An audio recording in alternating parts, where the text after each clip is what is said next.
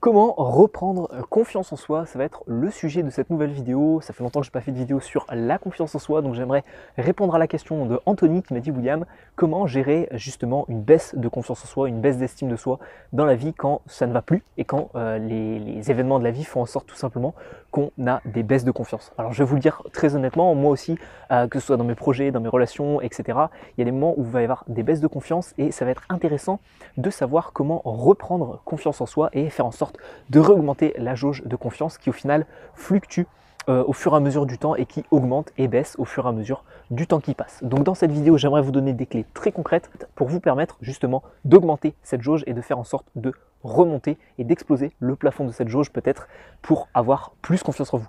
Donc comment reprendre confiance en soi, c'est le sujet de cette vidéo.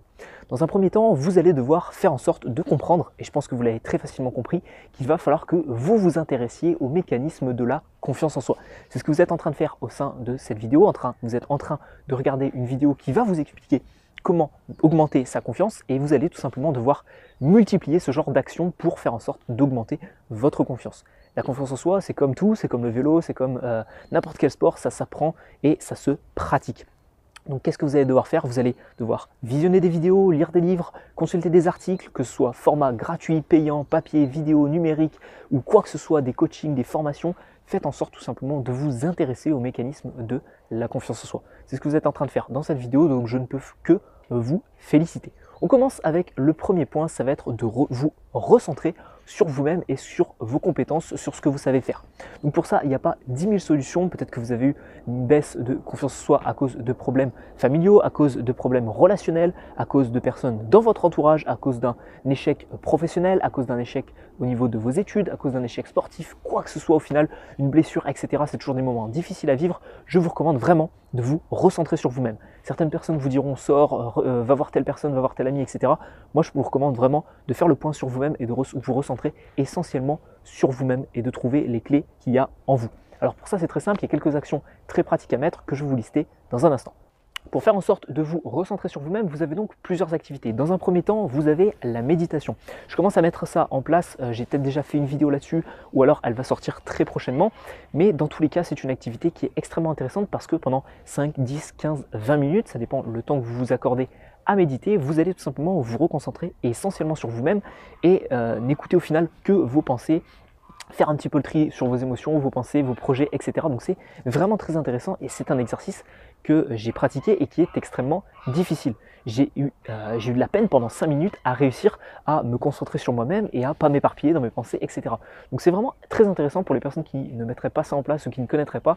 Regardez quelques autres vidéos sur la méditation et peut-être essayer de mettre ça en place pour augmenter votre confiance et vous recentrer sur vous-même. Deuxième activité que vous pouvez faire, bien évidemment, des exercices de respiration que vous pouvez coupler avec la méditation, bien évidemment. Vous pouvez mettre ça en place ensemble et utiliser des techniques de respiration pendant que vous êtes en train de méditer et de vous recentrer sur vous-même.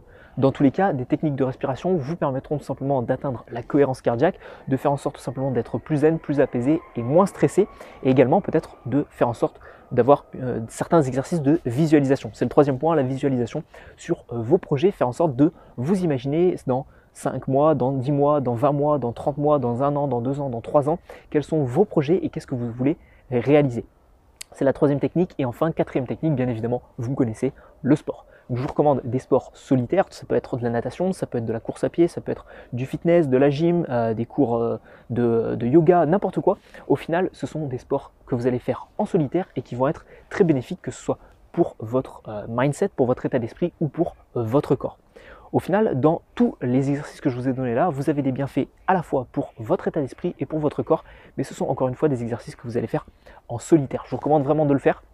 Et une fois que vous avez mis en place tous ces exercices-là, ou certains de ces exercices-là, vous allez pouvoir passer à la deuxième étape du plan d'action de cette vidéo. La deuxième étape du plan d'action, c'est tout simplement que si vous souhaitez changer certaines choses, si vous souhaitez ne pas refaire les mêmes erreurs ou ne pas refaire les mêmes choses que vous avez fait par le passé, vous allez bien évidemment devoir changer d'horizon, changer de choses. C'est, il me semble, Albert Einstein qui disait « il n'y a que les imbéciles qui essayent les choses en permanence, qui essayent de refaire tout le temps la même chose en attendant des résultats différent. Donc comprenez bien que vous allez devoir modifier certaines choses, modifier peut-être vos relations, vos projets, vos actions, les actions que vous mettez en place tous les jours pour faire en sorte tout simplement d'avoir des résultats qui vont être différents et à la hauteur cette fois-ci de ce que vous attendez.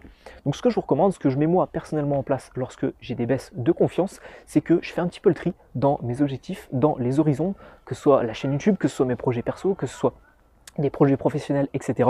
Et j'essaie tout simplement de me dire, ok, qu'est-ce que je pourrais changer, vers quel axe je pourrais aller. C'est ce que j'ai fait récemment au niveau de la chaîne YouTube. J'avais plus forcément de sujets à traiter sur la prise de parole. Je me suis posé et je me suis dit, qu'est-ce qu'on va faire maintenant? Eh bien, je me suis dit, on va s'axer sur la communication et je vais aider les personnes qui me suivent à améliorer leur communication, leur potentiel de négociation, leur potentiel d'influence et améliorer tout simplement les relations qu'elles ont autour d'elles grâce à la communication. Donc ça, c'est un virement que j'ai fait au niveau de mon projet sur cette chaîne YouTube et c'est tout simplement ce que je vous recommande de mettre en place, l'étape numéro 2 de ce plan d'action, de changer certaines choses et de changer d'angle sur vos projets. Alors si vous changez de directive, il va falloir surtout mettre en place des actions petit à petit. N'essayez pas tout simplement de balayer un projet que vous avez, de passer à un autre projet et de faire en sorte de mettre beaucoup d'actions en place d'un seul coup. Non, je vous recommande vraiment de faire encore une fois les choses petit à petit pour voir vos progrès et pour tout simplement regagner confiance en visualisant tout simplement vos projets et en constatant vos projets au jour le jour. Si vous souhaitez par exemple vous mettre au sport parce que vous avez eu un problème de santé, vous avez une baisse de confiance parce que votre médecin vous a annoncé que vous avez peut-être une maladie ou que vous allez avoir une maladie si vous continuez sur ce chemin-là, eh bien qu'est-ce que vous allez faire? Vous allez mettre en place des actions petit à petit. Vous n'allez pas supprimer toute votre alimentation et mettre une alimentation en place avec uniquement des légumes et de la viande blanche. Non, ce que vous allez mettre en place, c'est petit à petit, vous allez supprimer certains aliments, vous allez rééquilibrer votre alimentation, vous allez commencer petit à petit à faire du sport 2, 3, 4, 5 fois par semaine, etc. Et augmenter la durée de ces séances. Donc ça, c'est vraiment intéressant de mettre en place des actions petit à petit.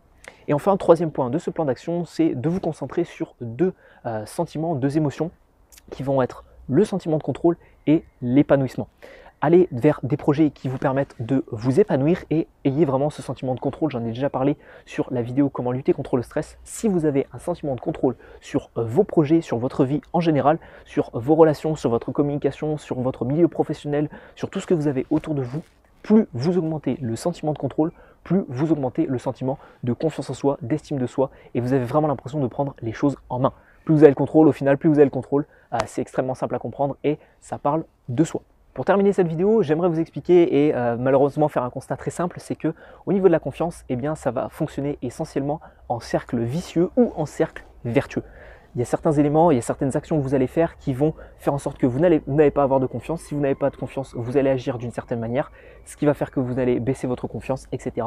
Et souvent, c'est un cercle vicieux. On entend parler de cercle vicieux, mais il faut savoir également qu'il y a des cercles vertueux au niveau de la confiance en soi. Vous allez gérer votre alimentation, vous allez faire du sport, vous allez être content, vous allez voir vos progrès, vous allez vouloir gérer encore plus votre alimentation, etc. etc. Et c'est le cas dans beaucoup d'autres domaines de votre vie. Vous commencez un projet, vous mettez des actions en place, vous avez des résultats, vous voulez mettre d'autres actions en place, vous avez encore d'autres résultats, vous vous lancez dans un nouveau projet, etc. etc. Donc ça, c'est des cercles vertueux. Faites en sorte tout simplement de mettre en place des actions qui sont dans des cercles vertueux plutôt que dans des cercles vicieux.